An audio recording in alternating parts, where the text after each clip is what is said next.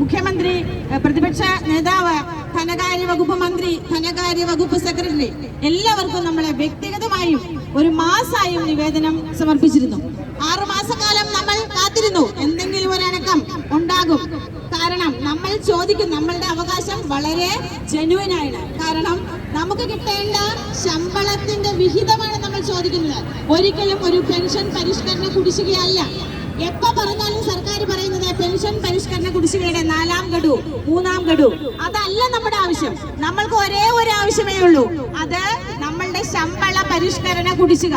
അതായത് 2019 June 2021 March വരെയുള്ള നമ്മളുടെ പെൻഷൻ ശമ്പള പരിഷ്കരണത്തിന്റെ, അതായത് ശമ്പളത്തിന്റെ വിഹിതം, അതാണ് നമ്മൾ ചോദിക്കുന്നത്, മറ്റൊന്നല്ല. അത് സർക്കാർ നമുക്ക് തരാൻ ബാധ്യസ്ഥരാണ്. എന്തുകൊണ്ടാണ് സർക്കാർ